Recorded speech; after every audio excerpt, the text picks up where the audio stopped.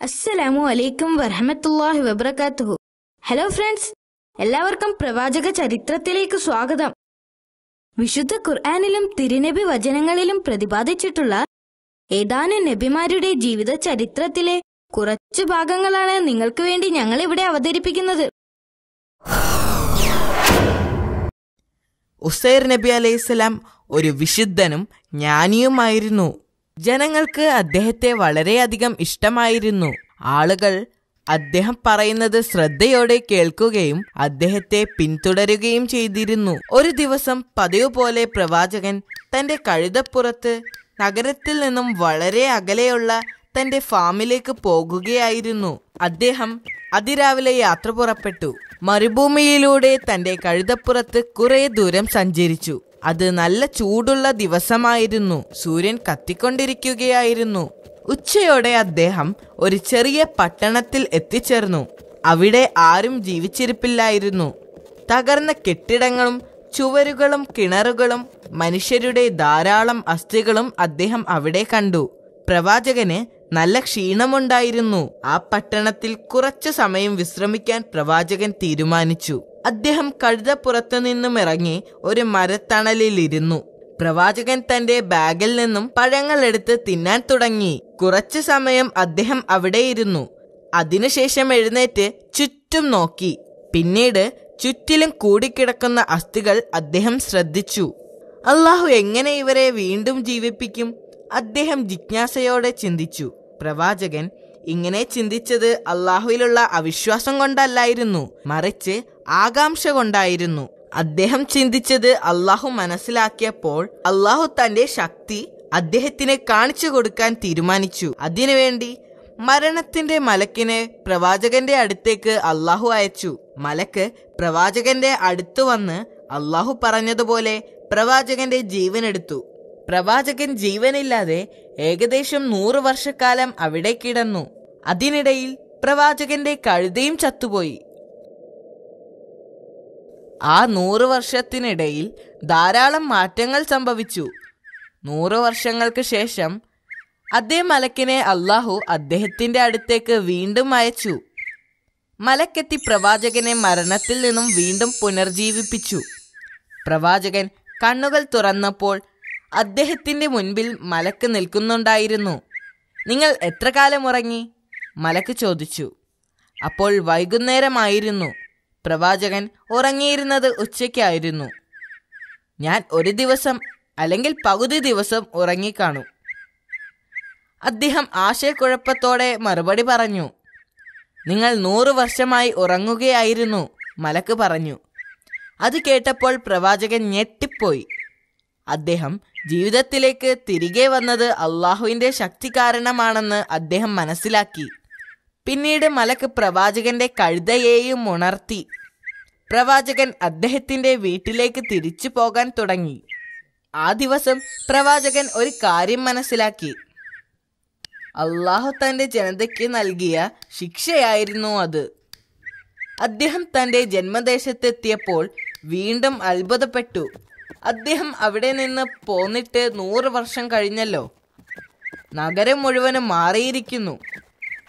പുതിയ കെട്ടിടങ്ങളും പുതിയ തെരുവുകളും ഉണ്ടായിരിക്കുന്നു. അദ്ദേഹത്തിന് ആരെയും തിരിച്ചറിയാൻ കഴിഞ്ഞില്ല. അദ്ദേഹം ആ കഴുതപ്പുറത്ത് നഗരത്തിലൂടെ സഞ്ചരിച്ചു. എന്നിട്ട് തന്റെ വീടിന് നേരെ യാത്രയായി. അദ്ദേഹം തന്റെ വീട്ടിലെത്തിയപ്പോൾ അവിടെയുള്ള ആരെയും അദ്ദേഹത്തിനോ അവർക്ക് അദ്ദേഹത്തിനെയോ തിരിച്ചറിയാൻ കഴിഞ്ഞില്ല. നിങ്ങൾ ആരാണ്? അവിടെ ഉണ്ടായിരുന്ന ഒരു സ്ത്രീ ചോദിച്ചു. ഞാൻ ഉസൈറാകുന്നു, അദ്ദേഹം അവരോട് പറഞ്ഞു. എന്നാൽ അവർ തല കുലുക്കിക്കൊണ്ട് പറഞ്ഞു അവർക്ക് അദ്ദേഹത്തെ അറിയില്ല എന്ന്. അവർ അവിടെയുണ്ടായിരുന്ന പുരുഷന്മാരോട് അദ്ദേഹത്തിനെ അറിയുമോ എന്ന് ചോദിച്ചു. അവർക്കാർക്കും അദ്ദേഹത്തെ അറിയില്ല എന്ന് പറഞ്ഞു. അപ്പോൾ അദ്ദേഹം അവിടെയുണ്ടായിരുന്ന വൃദ്ധയുടെ അടുക്കൽ ചെന്നു. അവർ അന്ധയാണെന്ന് പ്രവാചകൻ തിരിച്ചറിഞ്ഞു. ഈ വൃദ്ധ സ്ത്രീ യഥാർത്ഥത്തിൽ ആ കാലഘട്ടത്തിലെ തന്റെ വീട്ടുജോലിക്കാരിയായിരുന്നു എന്ന് പ്രവാചകൻ മനസ്സിലാക്കി.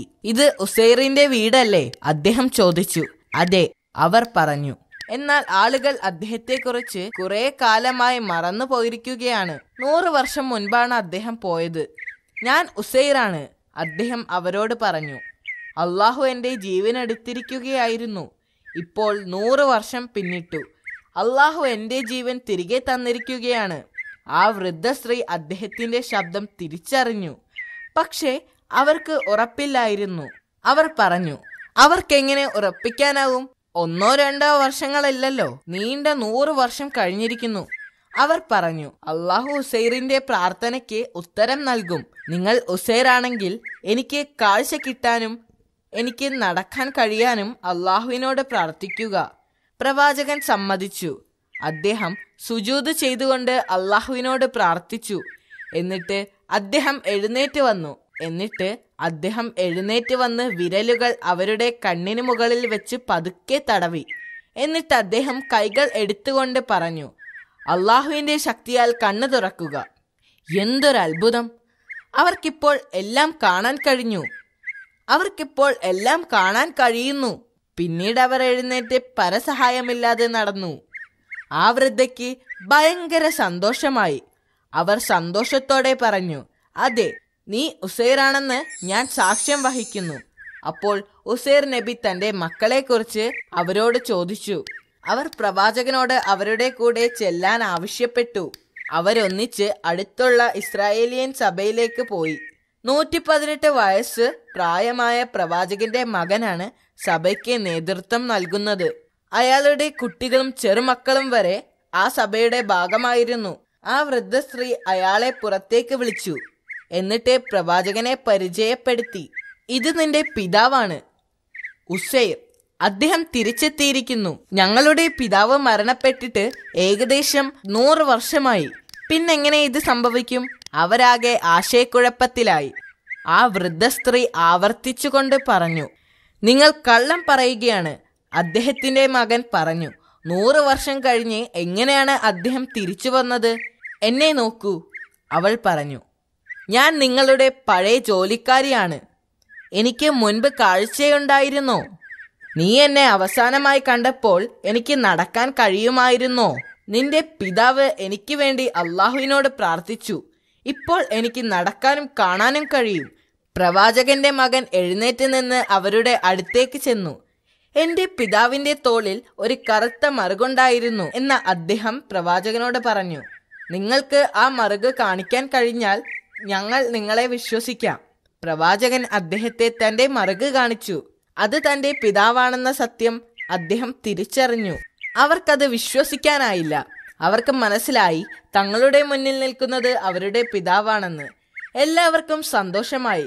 അവരിൽ കുട്ടികളും ചെറുപ്പക്കാരുമൊക്കെ അദ്ദേഹത്തെ ആദ്യമായിട്ടായിരുന്നു കാണുന്നത്. അവർ മുതിർന്നവരിൽ നിന്നും പ്രവാചകനെ കുറിച്ച് ധാരാളം കേട്ടിരുന്നു.